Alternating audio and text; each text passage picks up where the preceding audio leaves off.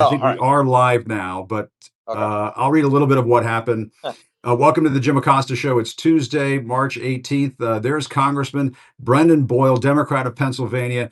Really appreciate him coming on today. A little bit later on in the program, I'll have foreign policy expert Elise Labbot. She'll join me to talk about some of the stuff happening in the foreign policy realm.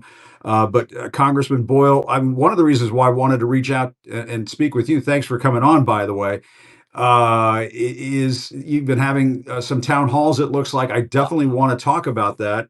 And I also want to talk about some of this foreign policy breaking news, this breaking news on the Ukraine war, Russia's war on Ukraine. The New York Times is reporting that Putin has agreed on Tuesday, that's today, of course, during a phone call with Trump, to halt strikes on Ukrainian energy infrastructure. This is according to a Kremlin statement, which, of course, you always have to take with a grain of salt. The White House is essentially saying similar things.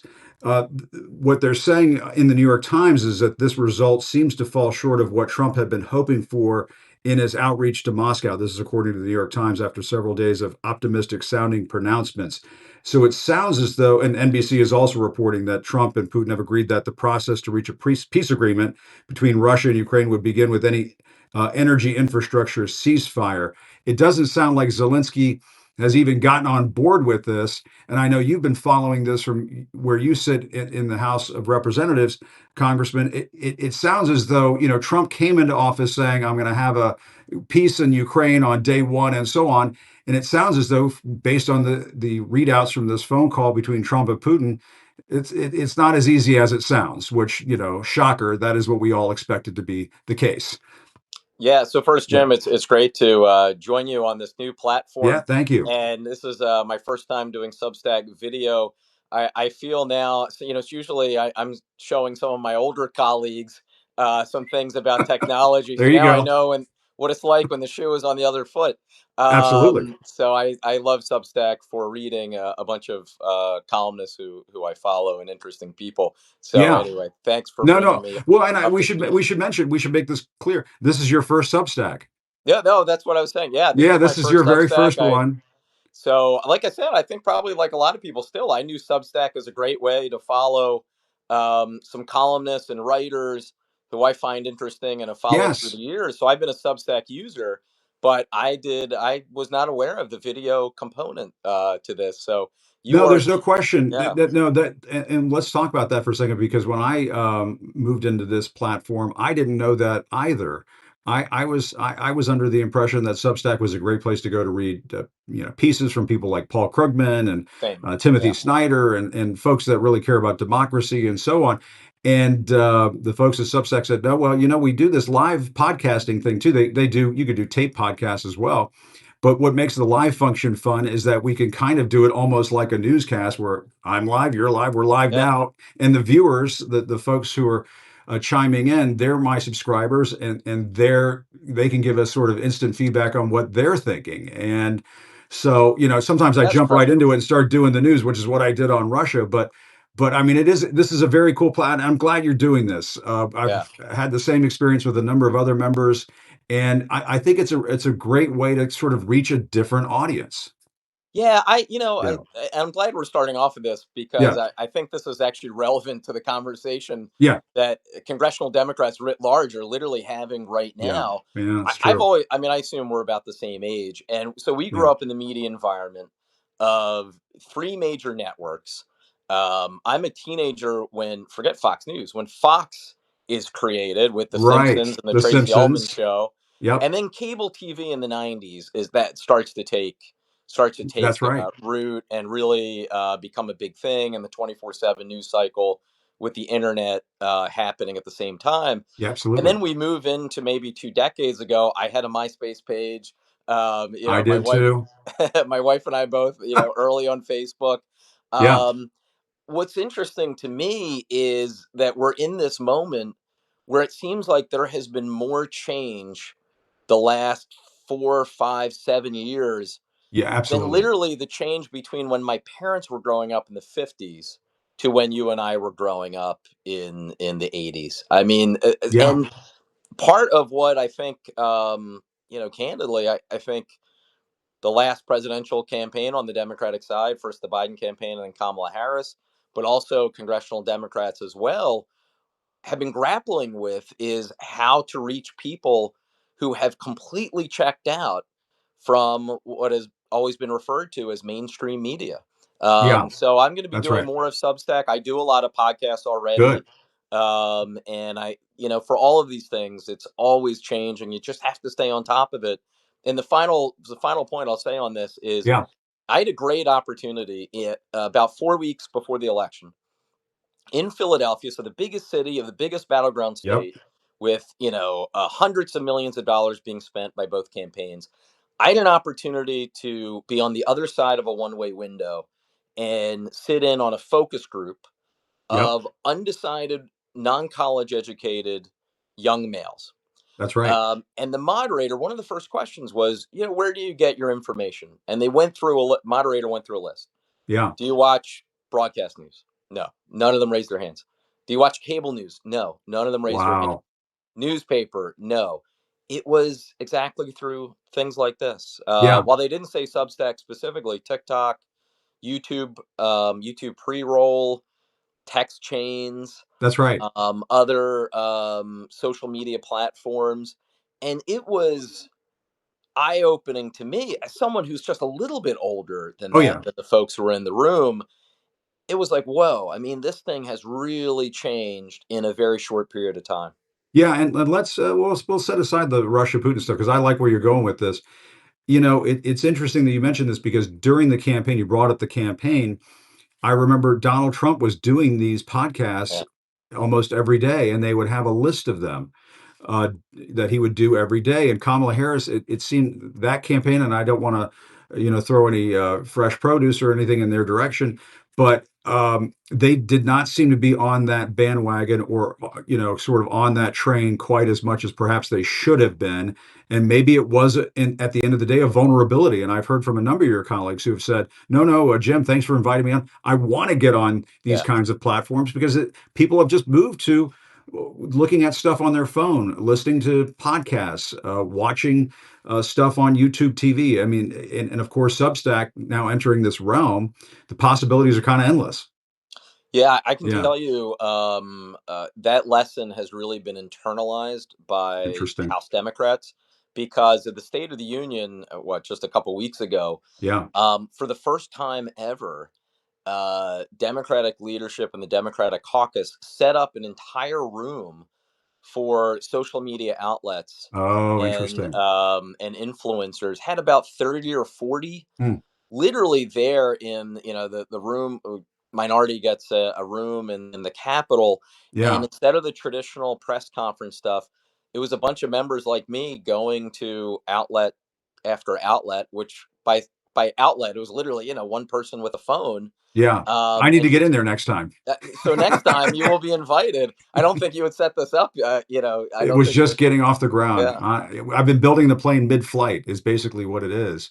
And to some extent, that's sort of what Democrats are doing right now in this era of being in the minority in the House, being in this yeah, minority in the Senate.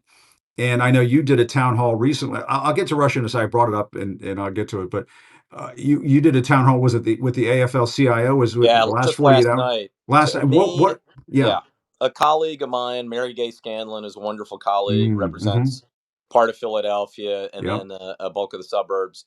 So she and I, along with the Philadelphia AFL-CIO, and we spoke in front of about I don't know 75, 80 or so folks who are hardworking union members, mostly in blue collar jobs, some in Yeah. government jobs, some in the private sector. And, people are angry, they're scared.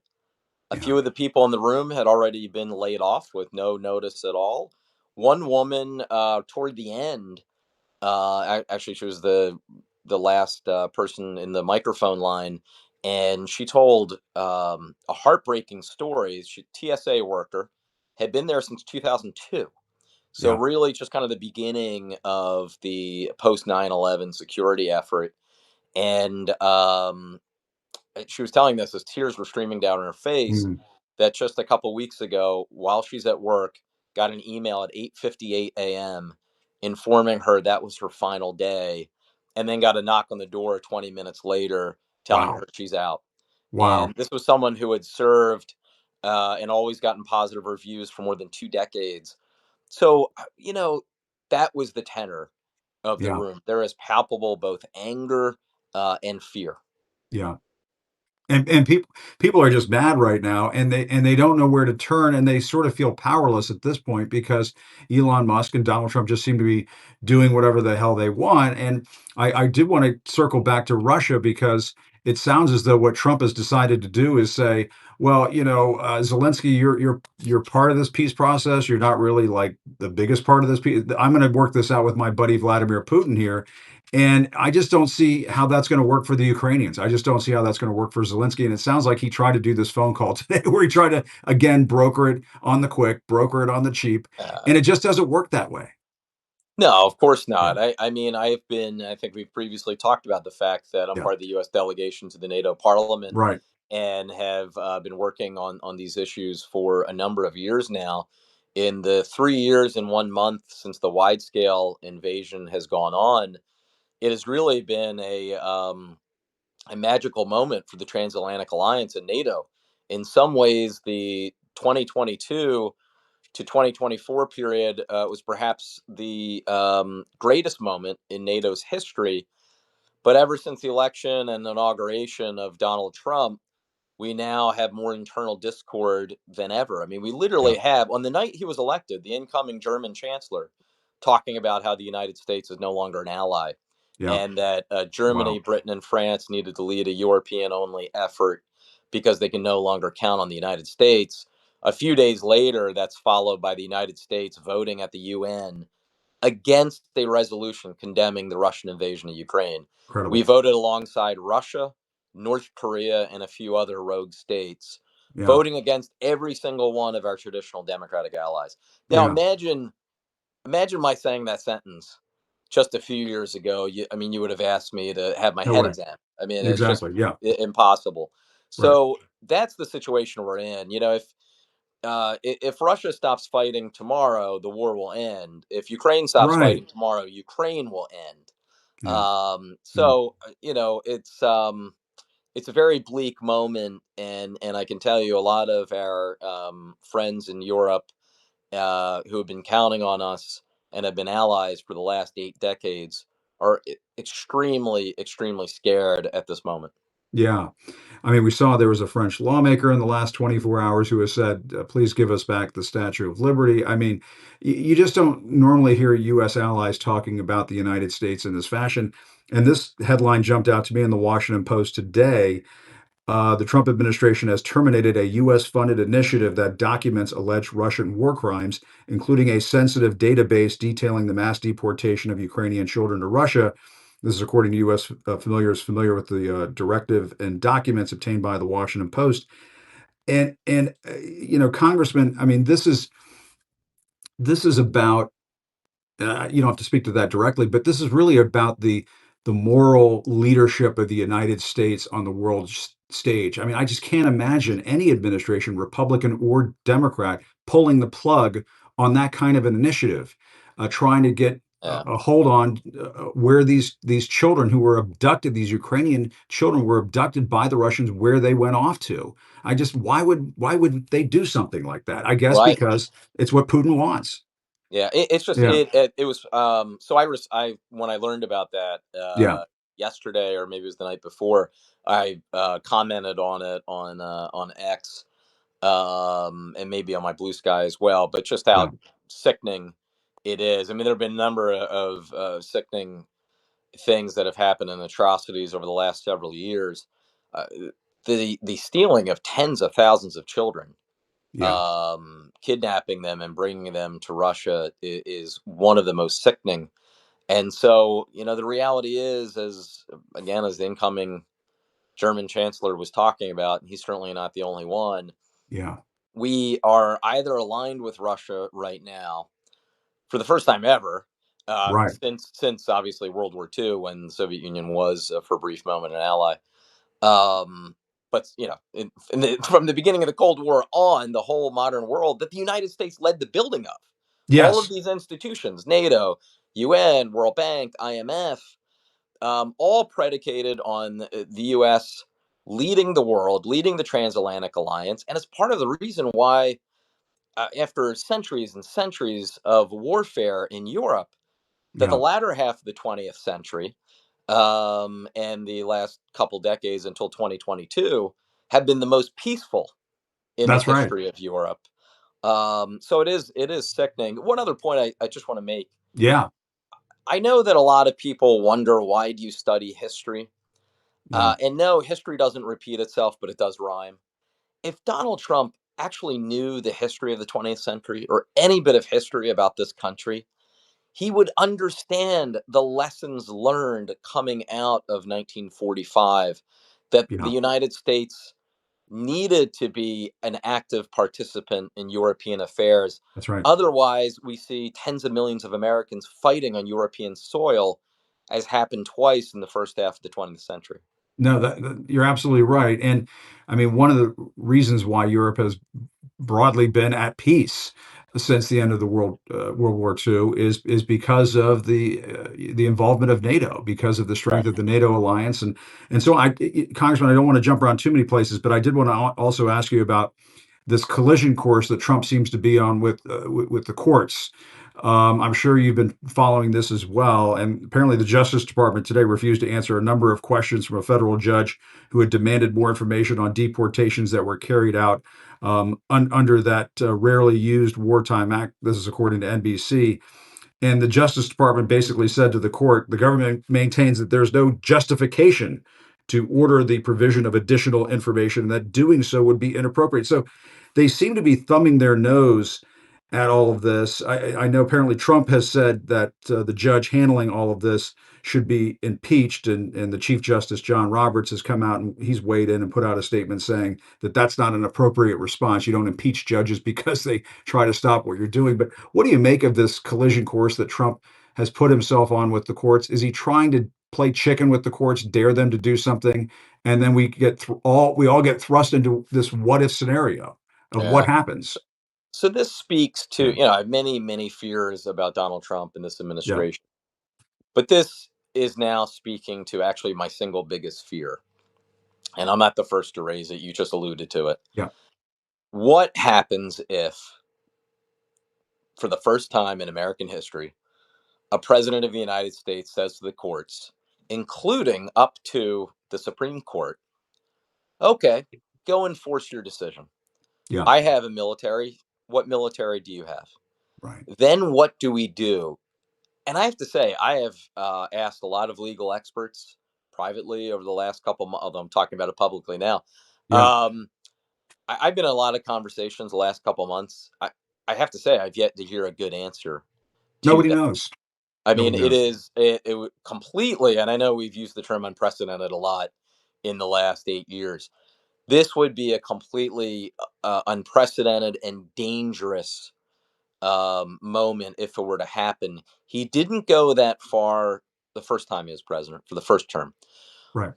But part of what I was saying, until I was blue in the face last year when I was campaigning, of why I thought Donald Trump would be much more dangerous this time, Yeah. is because all of those guardrails that he thought he had around him, or maybe did have around him the first term, would be gone for a second term. And the kind of Yeah. people who are around him now, he doesn't have a Mattis or a Kelly No. or those Right. kind of traditional institutional folks.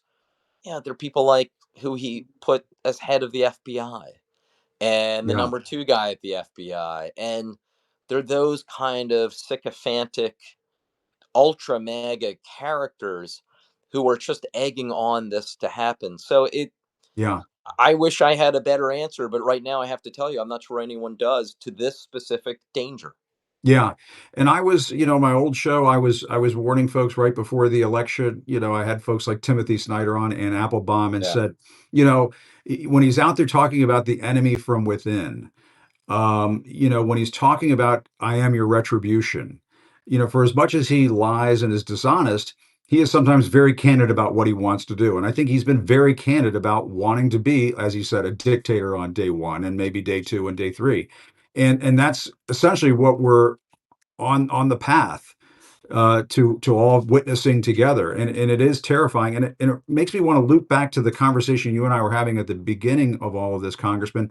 When you have town halls with folks at like the AFL-CIO, along with those folks those are tried and true union members, and I assume a lot of those folks voted for Donald Trump. A lot of union folks moved over to Donald Trump. What are they saying now? Are they saying, "Oh, well, maybe I shouldn't have voted for him," or are they sticking with him? Yeah, I live in Northeast Philly. Yeah, Literally, I'm right in my home right now, where sure. I'm talking to you. Yeah, In Northeast Philadelphia, we have a state senate seat that entirely encompasses Northeast Philly. It's very blue collar, middle class area. yeah. A lot of teachers, a lot of firefighters. My next door neighbor is actually a retired firefighter, Mm, police officer, right behind me, and my wife is a public school teacher. A lot of public servants, and is a majority white, middle class, blue collar area. yeah. And I'm happy to say I won this area by double digits, by 11 points, and Donald Trump won it by almost 2 points. Wow. And we had a Republican win for state senate, and the Democratic candidate for U.S. Senate won by a couple points. So it is Interesting. also a very swing kind of area as well. I am already starting to hear rumblings, like I was at the supermarket over the weekend, Yeah. and a person came up to me. I don't know if this individual voted for Trump or not, to be fair, but certainly fits the demographic of folks who voted in Pennsylvania nationally, for Trump by a large margin, and was expressing kind of bewilderment that, hey, what's going on? This is supposed to be about inflation and costs, and Right. use some Philly language. Let's just say to express bewilderment about what the hell is going on right Yeah. now. Something And along the lines of "What the fuck?" Is that basically yeah, I know it's base. Philadelphia, you know. Yeah, basically that was you got exactly the Sorry, gist. Congressman. No, that's okay. I'm still, It's a that little is one looser thing, on and maybe Substack, it's. so I will say it from time to time, but, you know. Yeah, it's not like I am alien to. I mean, I'm a Philly sports fan, I and know, I know, I know. so We're of I'm the not same unfamiliar. generation. I don't normally drop F-bombs, but I knew that's where you were going, so. Yeah, I don't know. It's the 12 years of parochial school that still holds me I hear back, you. but yeah, but kind of like, what the hell's going on, and What the hell's also, going on? Yeah. trying asking me questions about trying to explain, like, why they're doing this and what could happen next, because it's so out of left field Yeah. from what was being talked about all throughout that very long campaign. None of this shit came up. Yeah. You never even heard the acronym DOGE. I mean, that was something, which, by the Yeah. way, there still is no department. It's just something completely fabricated. It's Yeah. Elon Musk and a bunch of people who aren't even government employees, who are just showing up at, USAID, now U.S. Institute of Peace, Education Yeah. Department, etc. And then all of the other sort of things like taking over the Kennedy Center and stuff like that is not at all why Trump ended up winning both Pennsylvania and nationally Right. by only 1.5%. It has nothing to do with why he was elected. So he hoodwinked them? What happened? I mean, what's your sense of it? It was a bait and switch. It was a candidate on the Democratic side who just couldn't get the job done. I mean, have you been able to put your finger on it? I know you So and I I've had kind of similar like, conversations yeah, about this, but kind of like, if you're out on a boat and you look out at the water, there's the stuff that's going on above the surface and the stuff you can't see that's going on beneath the surface. yeah, okay, So I use that analogy, and here's what I mean. Above the surface, there's no question the biggest issue was inflation. yeah, Polling data showed it. My conversations anecdotally with individuals would show it. That focus group that I referenced, that was the yeah, thing that came up the most. That was going on, and it's not just the United States. It's yeah, not an accident that in almost every democracy worldwide that has had an election in the last 12 to 18 months, whoever was in power, they got shellacked. yeah, And that has been the case from Europe to Asia to the Americas. So that was going on above the surface. But then beneath the surface, there are some things that are not just a 2024 issue for Democrats, but are a multi cycle issue. Um, my party is eroding support from non-college educated voters. Yeah. I tried to talk about this at length 8 years ago. My colleague from Texas, Mark Vesey, and I formed something called the Blue Collar Caucus Yep. That's right. I in remember that. order to address this. I would get some pushback on that, by the way, that it's just you mean white working class. Mm. And both Mark and I would say, no, we're starting to see some signs, not as much slippage, but we're Yeah. starting to see some signs. And this is us talking 8 years ago. We were Yeah. saying we're starting to see some signs that this is not just a white working class issue. It Yeah. might be larger among that segment, but why do you think it would stop there? Well, sure enough, here we are 8 years later. And for the first time in American history, the working class or non college educated Latino male vote went Yeah. Republican, not Democratic. And among non college educated African American males, Democrats won them, no doubt about it. Yeah. But it slipped into, and we'll get the exact data in a couple months still from Catalyst, but it looks like it slipped somewhere in the low 70s, Wow. where, 15 years ago, that would have been around 90%. So that's a Yeah. pretty significant slip. That And that's that is something yeah. that we Democrats have to figure out. You absolutely. And which leads me to this question, and I don't want to hold you up all afternoon. I'll make this the last thing, and you tell me when you got to go. But the way that I know House Democrats were pretty well united. They were united front on this continuing resolution. And a lot of you guys thought bad idea to go along with Trump and Elon Musk on this and keep the government open. I don't know where you came down on this, so feel free to let me know and explain it. But the way Chuck Schumer decided to side with the Republicans and keep the government open just really, it just seems to me, irritated the living hell out of a lot of rank and file Democrats who have just been saying, please do something, fight. Like the folks at these town halls who are saying, I can't believe that I didn't vote for this. This is not what I had in mind. They're Yeah. going way beyond any kind of small mandate Trump might have gotten out of the election. How did you come down on this, and what did you think about what happened over there in the Senate? Yeah, so I voted against the continuing resolution, and I felt strongly, and again on social media, I've been Yeah, pretty outspoken, especially late last week. Sent some salty tweets and comments about how disappointed I am yeah, with the decision that was made by Senate Democratic leadership. Chuck Schumer has been out today and has explained it, and I understand the concerns. I do, but ultimately, what prompted me to vote the way I did was twofold. First, it was not yeah. a clean continuing resolution. Right. There were a number. I mean, a clean CR is 4 or 5 pages. This was about 100 because Hmm. there were a number of cuts that were already in there. So that's number one. Um, Number two, though, and this is why I was so strongly against what ultimately Yeah. played out. I thought I read that. Yep. If we folded on this, boy, just think of what September 30th is going to look like. Right. Because now Republicans know, oh, hey, wait a minute. Democrats are so afraid of a government shutdown. We are going to load up this next CR with all sorts of Yep. things and Yep. shove it down their throats. And Right. so, in my view, you Good got to point. stand up to a bully. If you allow them to slap you in the face, they're going to do it again, except they're going to do it a lot more often and harder. Yeah. So I thought that, and I understand the risk of the downside. This was not a 100-0 issue the way some people were making it out.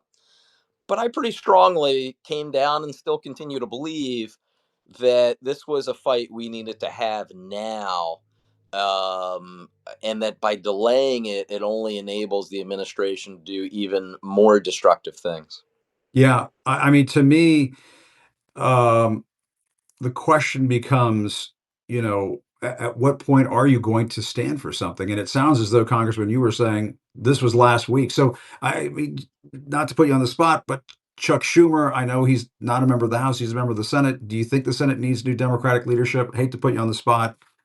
Don't kill me for asking that question, I but I don't got to think you ask hate it. to put me on the spot. You've been a reporter forever. You love it. I'm sure you've been asked it already 10 times, so I'll be the 11th, but Yeah. No, yeah, I will say, and I've been involved in my career in a lot of caucus elections.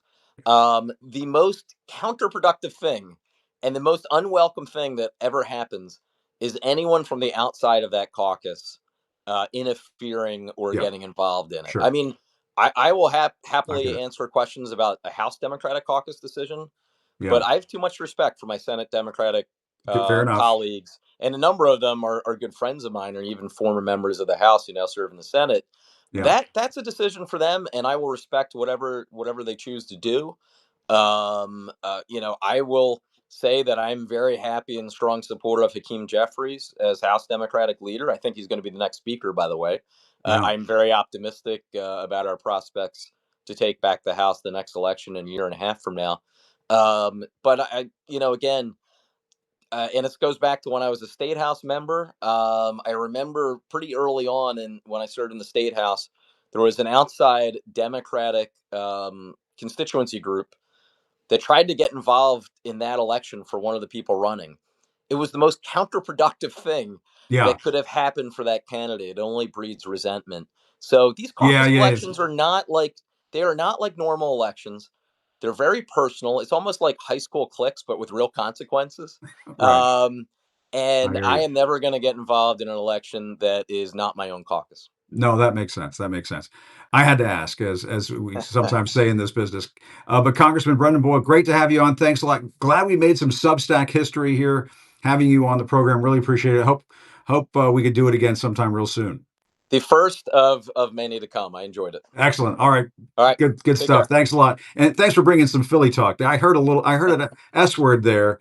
Yeah, Sister Teresa will have a word with you after class. Uh-oh. Thank Just you. kidding. All right. Good to see you. Take care. Thanks, Congress. Appreciate it. That was Congressman Brendan Boyle. Really appreciate his time. And the reason why I reached out to him, I saw he was having this town hall in Philadelphia with the AFL-CIO, and I thought, well, we got to hear what happened there because all of this is very interesting right now. I'm going to bring in Elise Labbot because she's my foreign policy expert on the Jim Acosta show. I just recommended Elise's excellent Substack.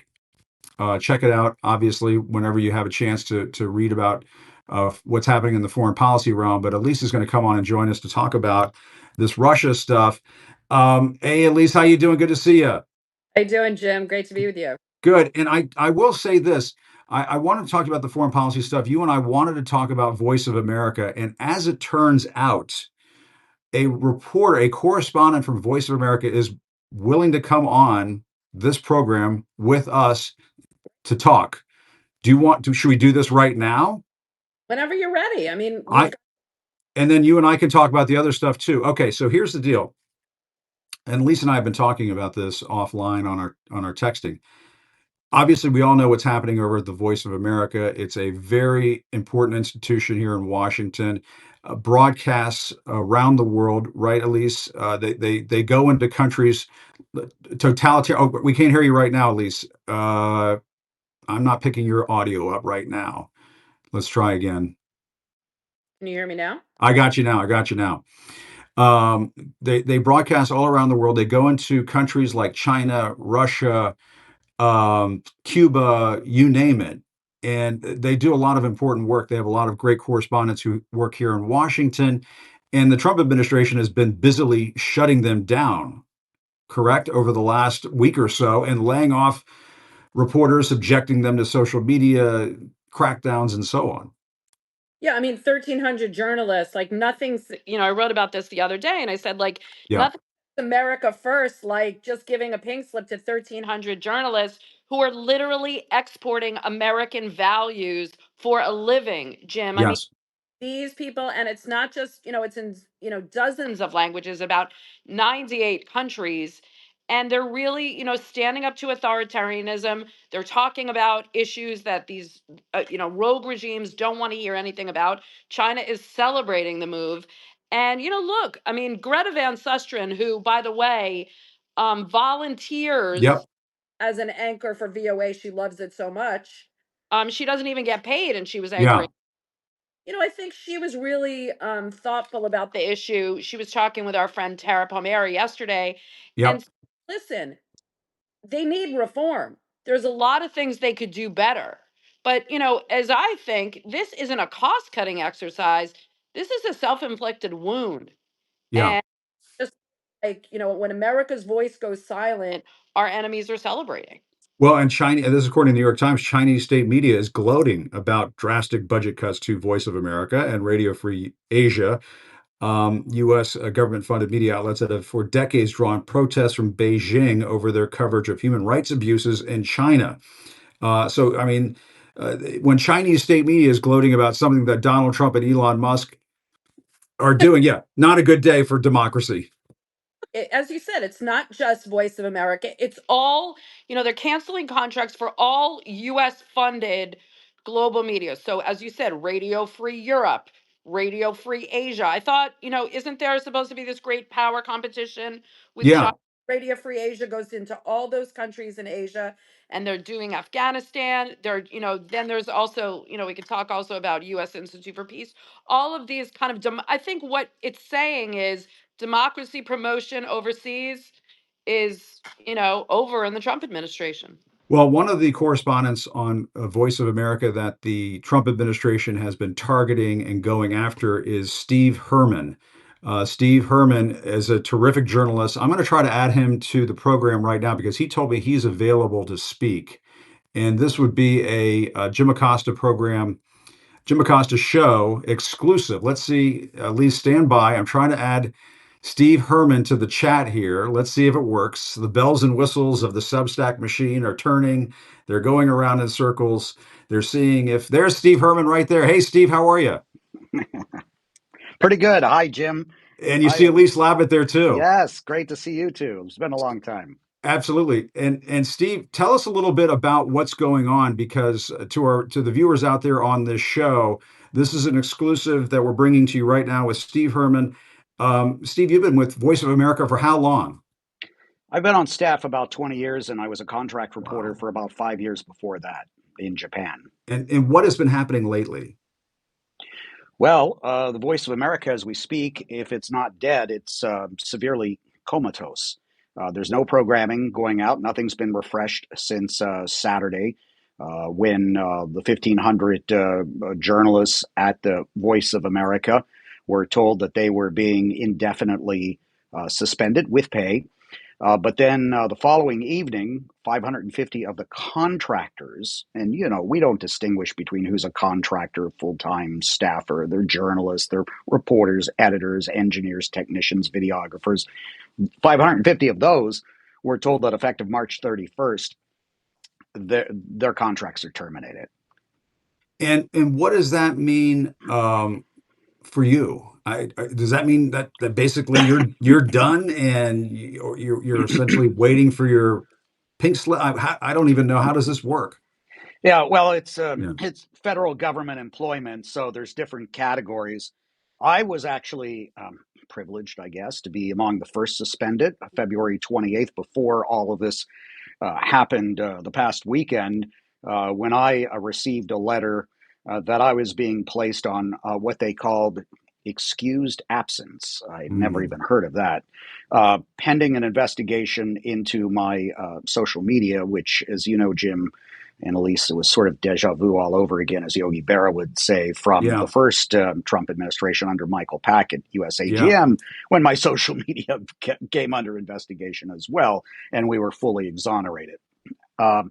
So I've been in this status since February 28th. I just want to emphasize I'm showing up here speaking personally. I'm not speaking on behalf of VOA Right. or any of my colleagues or USAGM. And I've agreed to start doing some media appearances with several caveats that I'm sort of limiting it to a discussion of what's going on at VOA, USAGM, and I'll let others get into the whole press freedom issue and what's happening in American society and all that. Yeah. And so what is your status right now? And I think Elise wants to get in, but Elise, just so you know, your audio is still a bit muted there. So you might have to figure out a way to enter the audio here. But Steve, just keep going. So Yeah. what is yours? Are you still you're still an employee? Yes. You can't broadcast, you can't really report. They have you sidelined, basically. Yeah. Yes, and we have to follow all the rules. And one of the rules is, I'll acknowledge it, that before we make any outside appearances like this, that we have to seek permission from our chain of command. Right. But I can't get a hold of anybody in my chain of command. I was locked out, and on Saturday, all of my colleagues were locked out of their email communication systems whatsoever. So the VOA people, unless they have personal phone numbers and addresses for each other, cannot even communicate with each other. And Elise, let's test your communication now. Can you hear me now, Elise? Can you hear me now? Yeah, we can hear you. Do you have a Great, question for great. Steve, Elise? Yeah, I mean, look, I think you're being very diplomatic, as you have been a longtime diplomatic correspondent. But I mean, essentially, you were put on leave because you spoke out a little bit against President Trump's policies. Is that No, how they've? Talk to us about why that happened, because Yeah. the way it was framed, right, is that you were, kind of one of these rogue reporters, and then they used that to frame the whole idea that all all VOA reporters are lefties and liberals, and talk to us a little bit about why you had this excused absence, because I feel like they're using that with a broad brush. Well, in my particular case, what had happened, there was some attention on my social media, and there was a high-ranking U.S. government official who took umbrage with a particular posting that I had made, which all it was doing was quoting the president of a NGO who was expressing concern about what had happened to USAID. The president says something or does something about USAID or any other federal agency, I would put that on social media. If a member of Congress, an opposition party, says something against the president's policy, I'll post that. And NGOs are filing suit or whatever, I will certainly post that on social media as well. And that's all I was doing. And there was this official who said that what I was doing, because I was a U.S. government employed journalist, that was tantamount to treason. Yeah, Steve, I mean, the thing that's nuts about this is they wanted to do this CSI investigation of your social media. But Steve, I mean, what you've basically been doing is reporting the news, reporting the truth.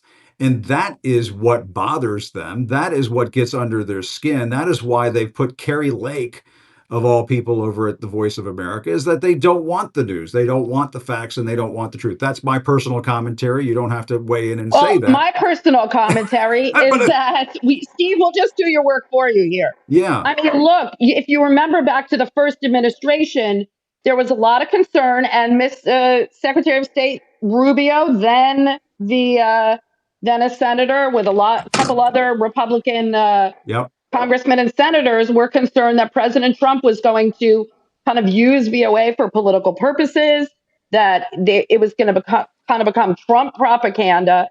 And I think one of the reasons that, they're going after these organizations now is because they realize they can't do that. And so this really is independent news. And, they don't want to support independent news. Yeah. What are your thoughts, Steve, on all that? Well, I would say that Voice of America is not doing anything differently than it's been doing for the past 83 years. It went on the air. It was quite novel when it went on the air, which is whether the news is good or bad. We're going to tell you the truth, which was in contrast to what was coming out of Berlin or Tokyo on the radio. And it's evolved with the times technologically. Most of the stuff that VOA does is on television or on the internet or on social media apps. There's still some radio and even some shortwave radio. So it stayed very, very relevant. So a lot of these arguments out there about what VOA is and what it isn't and what it's doing, I just urge people to look at the content. And there may be only a few days left to do that. Go to voanews.com. The website is still up. When I checked a few minutes ago. Good stuff. It may not be up for very long. So if people have doubts about whether this is propaganda, that we're taking one side or the other, go read the content. It's not directed at Americans. It's an external broadcasting service in 50 languages. But Americans, taxpayers, are the stakeholders in VOA. So they have a right to have some input into what we're doing. Absolutely. As well as members of Congress. Well, and it's important because I mean, we want the message of the United States of America to make it to places like Russia, make it to places like China, make it to places like other totalitarian countries around the world.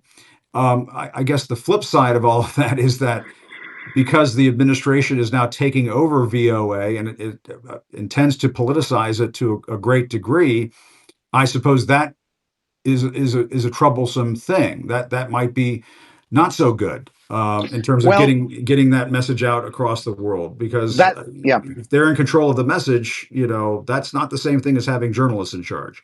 that was the approach, perhaps as of last week. But Yeah. then essentially, VOA and USAGM got doged, and They got doged. Now we it's don't not just maybe nothing. It may, like USAID, it may just go away. we don't know. There's no direction. There's no information besides what the White House has put out some statements, and the senior advisor of USAGM has put out some statements as well. So that's our Yeah. only guidepost. There's been nothing communicated to the staff of the Voice of America except that, hey, you're all on leave and should not do any work until further notice. Yeah. I mean, we got doged. I mean, that's a line that a lot of people around Washington are hearing these days. But Steve, what does this mean if, I mean, moving forward? I mean, what I have read is that in some places around the world, VOA is just pumping out music. There may just be sort of like a screen that has an eagle on it. I have a journalist friend in Norway who sent me an image from what it looks like in Norway right now, and it just sort of looks like the American flag with an eagle on it. I mean, this is some, forgive me for saying this, and this is my commentary, not yours, rather dystopian sounding. What I first thought of when I heard what was going on, that over the weekend it was slowly dying, it reminded me of that scene with HAL, the AI computer in Yeah. 2001 A Space Odyssey, where they're Yes. pulling out things and it's slowly dying and it's going back to its very basic brain. And you're absolutely right. There's either Yeah. music going out or a video loop or just static. And the Wow. website has not been updated since midday Saturday. So they've just pulled the plug and for all intents and purposes, pulled the plug on it. And what does that mean for the world? I mean, to me, it just means that, gosh, Well, I can't even I'll just ask an open-ended question. What does it mean Well, for the I mean, world? I Yeah. think, Yeah. and Steve, I'm sure you would agree because we've had conversations about this before. I mean, when America's voice goes silent, others fill the gap. And it's Yeah. not going to be with That's kind it. of factual, you know, independent news that these people want to hear. It's going to be, state news. It could be disinformation. But the kind of information that people are getting from VOA are the places that need it the most. And those radio, so, yeah. it's so important. And I don't think that, honestly, I think that this is a temporary thing. I think, maybe You there'll think be they'll put some it back? reforms. I do. I do. I But do. they don't know what And they're doing with they Carrie don't Lake know in what. charge. Well, I mean, look, let Mm, her play with it a little, let her tinker with it a little. I don't think it's going to mm. go away. These are congressional. We don't even know if this is legal. They're congressionally mandated organizations. I think Congress will have a say. It could go to the courts. I know Radio Free Europe and Radio Free Asia are going to fight. And look, the American people, and that's why Substack is such a great platform. You had the congressman on that we can really have these conversations. And Steve, we all support you and VOA, and I don't think this is. Yeah, I have to tell Yeah. you what happened on Saturday was a real gut punch, 100 Yeah. times as to what happened to me, because no one's indispensable, right? Voice of America could go on without me. It would go on. Sure. Yep. But to eliminate all of the employees. So, Elise, I hope you're right that it comes back in some form.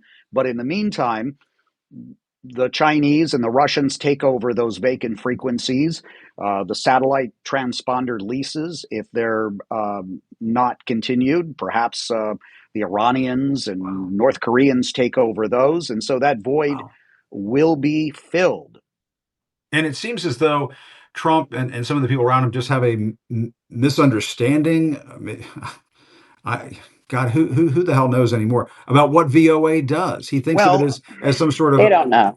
Jim, propaganda thing for the United States, which is not what it's supposed to be. Yeah, you were a member of the White House press pool for many years yeah, as a CNN. So was the Voice of America. We were yeah, on those trips with the president, me and my successor, Patsy Widakuswara. We were in the Oval Office. I remember yes. trying to get a word in edgewise as you tried to ask 4 questions at a time. You know, we were all doing our I'm job. sorry, Steve. Yeah, No, that was your job. yeah, And, you know, the president responded to us. yeah. And I don't think he treated VOA any differently. No, he didn't treat it favorably or disfavorably compared to any other reporter. As you Right. know, he sort of responded to the question and then decided whether he liked you or didn't like you that day, right? Yeah. And But they were I messing so with you back then. yes, they were, but I don't think I never had any acerbic exchange with Donald Trump or subsequently with Joe Biden about Yeah. the types of questions that we were asking or what VOA was up to. We have a seat in the White House press Yeah. room. All the press secretaries knew the types of questions that we were asking, which usually dealt with geopolitics rather than the Than the domestic politics. saga. Right. Right. One of your colleagues, I understand, was traveling with Secretary Rubio during this so-called, kind of pink slip, and her credit card, overseas didn't have to work; she had to pay her own money, because these reporters are traveling around on the ground, as you said, traveling with the State Yeah. Department press pool, traveling with the White House press pool, just like any other reporters getting the news. Saturday at midday, everything was cut off. Is that right? Wow. Wow. Anything else you want to add, Steve? I mean, what happens next? You're just in wait and see mode, it sounds. We're in wait and see mode. Uh, I'm not in denial about what's happening. It's very dire. I think it's beyond an existential threat right now to VOA that the damage that's being done is irreparable. I'd like to be more optimistic, but we need to see some signs of that. We need to see some signal from either the administration or Capitol Hill, or maybe something happens in the courts in the days and weeks ahead that allows this patient who as I said, may be dead or may just be in a deep coma Deep right coma. Yeah. now to be revived. And my Uh, concern, Steve, is that okay, they bring it back in a way that Elise was talking about, but it's sort of a zombie agency and it's filled with people instead of folks like yourself who are committed to journalism, it's something like OAN, but Mm. with an American flag wrapped around it, and it's pumped out all over the world. That's I guess I was trying to put my finger look, on it. That's my concern. That's my here's concern. here's the point I've been making with people. You Yeah. know, we have a firewall, we have a statute, we have a charter. This is all law. Okay. Good We're point. not Right. staying in the straight in the middle because we that's some sort of personal preference. It's a mandate. We all Right. swore an oath to the Constitution and not to any particular administration. If an administration, any administration, Democrat, Republican, wants to change what the voice of America is, they have to get Congress to Mm, change that. there And you go. until Congress changes it, everyone, if they're allowed to come back at the VOA, are going to do their job. And if a firewall is being violated, they're going to report it. If we're not living up to our charter, which is to tell America's story to the world in a balanced manner and to be fair and objective. I used to be an AP reporter. The way we write our stories is very similar to the AP. It goes through 2, sometimes 3, sometimes 4 editors before it goes That's right. out to make sure that it represents both sides of what's going on in the United States. If it's a domestic issue, if it's a policy issue, the same sort of thing. You know, we might get a quote from somebody at the Heritage Foundation and then Right. from It's somebody very at balanced. the Yeah. Wilson Very Center, balanced. CSIS. Yeah. Yeah. That there's, go look at the stuff yourself while Yeah. it's still online. Well, Steve, I really appreciate it. It sounds as though, and I'm not saying that you're saying this, but it sounds as though you have to get some Republican lawmakers up on the Hill reinvested in this to get back to where some of them have their roots from a foreign policy standpoint, and wanting the VOA flexing its muscle around the world, spreading the truth, spreading news, spreading reality around the world, not what appears to be taking shape Yeah, let's get our right now. Secretary of State who called Yeah, it, called it so important. Well, exactly. Yeah, the other thing that's under USAGM, that's a federal entity, is the Office of Cuba Broadcasting, which is Right. Radio and TV Marti. there you go. And there have been a lot of senators down in Florida and members of the House that have been very supportive of Radio and TV Marti Yeah, over the years. yeah. As a Cuban American myself, I'm familiar with those institutions down there and the work they do. Steve, great to see you. Best of luck to you. Thanks for coming on. Really My appreciate it. pleasure. And well Bye, done. Steve. Was this your first Substack? It's my Substack first Live? Substack Live. Yes, Oh, I very have a cool. Substack too. You'll So, be back. Excellent. but maybe I'll be live. I just prefer to come back on Jim's show rather than do my own. Well, we'll do that. Well, you We'll can do it come on again. mine too. You can come on Happy mine. to You have do plenty that. of friends here. The more the Great. merrier. Terrific. Thanks, Steve. Really appreciate it. Good to Thank see you. you. See Take you care. later. Bye-bye. Best of luck. My goodness. Bye. Elise, I'm going to have you stand by. What were your impressions of what Steve had to say there? Because it's downright chilling. I hope you're right. I hope it does come back. I hope a judge stands in the way and says, you can't do this. And Steve and all those folks can go back to work. But with Trump thumbing his nose at the courts on other things, I have to assume they're going to do that here too. The thing that really annoys me about this is Kerry Lake kind of started mouthing off about VOA and global media before she really knew what it was. Yeah. And I mean, she showed up with some Doge people apparently, and started poking under the hood. But I'll, in full transparency, I did some consulting once for VOA, and they wanted to know, about the war in Gaza, if it was balanced, if they got enough of both sides, if it was accurate, if it portrayed the U.S. policies accurately. I mean, Yeah. I think what Kerry Lake needs to do is go in there, and she can't but see what a real strategic asset this is. And Yeah. Jim. Right. And I do think that if people that know what VOA is, if they can talk to the president, I think the president, he could easily change his mind tomorrow if he thinks that it's an asset in his toolkit. You know what I mean? Terrific. And look, Yeah. Again, Greta Van Let's Susteren is hope. saying, look, it needs a lot of financial reform. They're, they have dozens of newsrooms in dozens of languages with dozens of, different, they're all saying different things. I think they need to Yeah. standardize the newsrooms, and they can make it much more efficient, much more lean and mean, but it's look, it's a real strategic asset. And like with the news Yeah. we saw today, whether it's in Russia, whether it's in Israel and Gaza, Well, whether it's with the Houthis, I mean, yeah. look, we need that U.S. message around the world. Yeah. Well, and I hope you're right. I want to be optimistic too. I'm just not optimistic given everything that's going on. But let me ask you about Russia and Ukraine, because we didn't get into this earlier. It sounds as though the readouts coming from the Russians and from the White House is that maybe they didn't really achieve all that much. It sounds like they're on kind of a pathway to, staying away from infrastructure that might be part of energy infrastructure, part of a ceasefire agreement of some sort. The Ukrainians aren't on board with this, so it's almost like another day that ends in Y. We don't really have a deal as of yet. Well, I mean, We don't look, know. the infrastructure and the energy could help Ukrainians because I think it would stop, more civilians from getting killed. But if you Yeah. notice, that's areas where the Ukrainians have been successful. Right. So, it actually helps Putin to do that because if the Ukrainians are going to stop, going after Russian energy, which is very important, right? And Yeah. Russian infrastructure, then that helps them. I mean, look, these were Russian terms. If you look at, what came out of it, these are Russian terms. He didn't really give all that much. He wants to keep negotiating. And, I have a piece today, which is like, this is his game, this yes, Yeah. but where he kind Yeah. of gives a little basically to live another day. And you were saying it earlier with the congressman. And I got to say, that was a fabulous conversation. I love that congressman could come on the show and just be a little more loose A little and kind more of loose. really Yeah. a little, I mean, forget Yeah. about the F bombs and the S bombs, but just really, kind of say what they think and have more Yeah. than 3 minutes in a live shot to kind of, say Exactly. their truth. You were talking about this. I mean, this is just to keep Ukraine terminally weak. He's trying to negotiate Ukrainian surrender.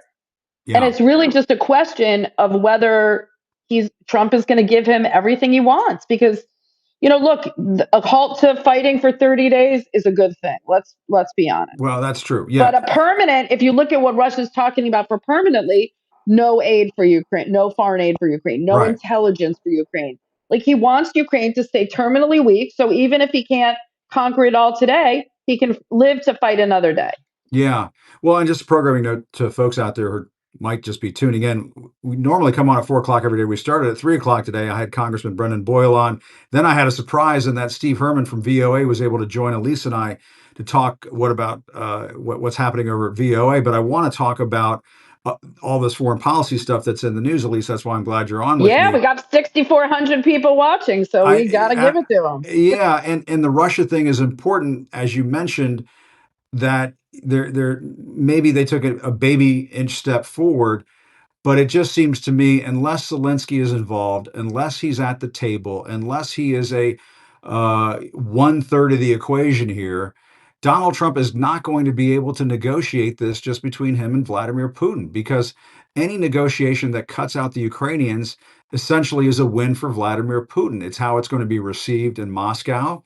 And it just seems to me that the Ukrainians just aren't going to want any part of that. Even if Zelensky were to say, okay, uncle, I'll go along with it, that doesn't mean the Ukrainian people are going to be a part of it. You know what I mean? It just seems to me Yeah. they've got, Trump is just deluding himself here into thinking that he can do this on his own. He can't. It's not like, all of the other stuff that he tries to do, which is with, spending about, half a second of thought on it. Okay, well, look, Russia is the aggressor here, right? So, the first thing is to get Russia's terms, what, he'll do to stop the fighting, right? Yeah. And there is what, we've covered in history, like shuttle diplomacy, where you go to one and then you go to the other and then you go to the other and you go back and forth. That's not what this is. As you said, this is Trump and Putin kind of negotiating the terms and trying to go to Zelensky and then say, eat it. Yeah. But, I think what people are ignoring is that, the Ukrainians are not ready to give up. They're not ready to give up. Even they're not ready to just take any deal, because a negotiation or a ceasefire without security guarantees and guarantees of certain things is not peace for them. And so that's, they're just not going to do it. And, not only should Ukrainians be at the table, but, the stakeholders like Russia, like the Europeans, should also be at the table. And Jim, Right. I just want to say something about, did you, in this readout, it was kind of let's get to the, ceasefire stuff up top. And isn't this great that we have this ceasefire? And then it talked about their relationship, right? And, broader U.S.-Russia relations don't, it's That's a good a very thing. good point. Not saying it's not a good thing, but it was really trying to pump Putin up as the big man, the Middle East. Yeah. Putin got kicked out of the Middle East after Syria fell. Iran is very weak. Russia wants to get back in there. And so Trump is kind of, in my view, kind of pushing Iran back in there so that Russia can be at the table again. And it closes on this, these two great leaders are going to make world peace. And so, it's quite something when you have when you yeah. have Donald Trump trying to soothe Vladimir Putin's hurt feelings. I mean, that is my goodness. Wow, that just broke my brain, because usually it's Trump who's on the receiving end of that kind of heavy petting. But I want to ask you, Elise, what happened to the Israeli Hamas ceasefire? It sounds as though this wave of Israeli strikes, the AP reporting killing hundreds of Palestinians across the Gaza Strip, was the culmination of Netanyahu's efforts to get out of the ceasefire with Hamas that he agreed to in January. What's going on? Well, a couple of things. First of all, Israeli budget season. It's wider than just look, Hamas. Domestic politics. Basically what happened is there was this 2-month ceasefire. And what the Trump administration was trying to do was trying to get them to extend it. Basically, they called it a bridging proposal, but it's basically just, let's keep it going. Let's keep the end to the fighting going, and let's get some more hostages out, and let's just keep this going. And the hope is that could go into a full end to the war. But, the hostages were, Hamas didn't want to do that. Hamas wanted an end to the war. They weren't ready to give up more hostages. Yeah. And it looks like Trump. It looks like Trump is in full agreement with Netanyahu. You saw maybe he gave a warning about a week ago, Right. and basically Netanyahu unleashed what happened as soon as the ceasefire broke down. Itmar Ben Gvir, that right winger who used to Right. be Right. in the Right. government, one of the top right wingers, extreme members of the government. Now he's part of the guy. He's going to join the government again. Isn't that Wow. great? Wow. Uh, and so Yeah. It's a Netanyahu little is scary. able, yeah, he's able to get his right wing base back. Yeah. It's the deadliest. I will say it's the deadliest day in the war. Yeah. In the That's 17-month war, this is the deadliest day for a. wow. I mean, we always say like, oh, the Hamas run, health ministry. They said 400 people. Even if it's half of that, it's too many. They did kill Yeah. some Hamas political leaders, including one of the top political leaders, because what Yeah. Israel wants to do is not just destroy Hamas, but destroy the kind of political entity. And that's not Yeah. working either. No, it's not. And again, this is another area where, Trump said he was going to snap his fingers and make things happen. The world is turning out to be a more complicated place. Elise, great to see you as always. Thank you for Great to see doing you too. this. Uh, I, Always. I really appreciate those insights. And I know the viewers out there do as well, because they've just been continuing to tune in. So thank you, Yeah. Elise. And I mean, also, I think the show is such a great, as you said last time we were on, like, it's just our friends, like, talking about what we Right, know and being I'm able calling, to it's like, empty our reporters' notebooks yeah. and have the kind of conversations that we don't get to have in like a 3 minute and just a little more unplugged, and talk about the things, and get to hear the audience like weigh in real time about what's important to them. So I'm This is always my glad to be with you. always great. And this is my friends and family plan is what I've been Yeah. calling this. So, Elise, great to see you as always. Thanks a Great to lot. see you Really too. appreciate Okay. it. Thank Take you. care. You too. Elise is always terrific, and yeah, no frills. It's kind of one of the mottos of the show. That's true. It is kind of no frills. And Elise, had some audio things going on when I was interviewing Steve Herman, but we got her back in there. And I mean, that's one of the beauty things of this program, of being able to come to you every day on Substack, is, we can kind of call an audible here and there. And as I was getting ready to go on, and getting the congressman on the show, Steve Herman with Voice of America was texting me or DMing me and saying, "Hey, I can do this. I'm at this handle." And so as I was in the middle of the broadcast, you might have seen me looking down and looking at this and looking at that. And I was seeing Steve's messages saying, "Yes, I can come on. My handle is at news guy." So anyway, so it's just sort of, we're just kind of building the plane mid-flight, and then also trying not to crash it into the mountain, but at the same time, deliver some news and information to everybody, and bring stuff to you that frankly I think is missing out there a little bit. We need to hear from people like Steve Herman. You heard him say during that interview, 20 years at the Voice of America, 20 years he's been there. And, that is a dedicated journalist. And, the Voice of America, that is not like, working at the Tonight Show or Good Morning America or something like that. Steve is doing the Lord's work. He is out there reporting the truth, reporting news to people around the world. He's doing it for the love of the craft, as I like to put it in this business. And we need more people like Steve Herman. The Voice of America is not supposed to be the voice of MAGA. And I don't know if Donald Trump understands that. I know he doesn't understand that. I know Carrie Lake doesn't understand that. The Voice of America is not the voice of MAGA. And people like Steve Herman are the voice of America because they want to deliver the news. They want to deliver the truth. And so I really appreciate him coming on and giving us that exclusive. I wish him the best, and of course, we're going to continue to hear from him.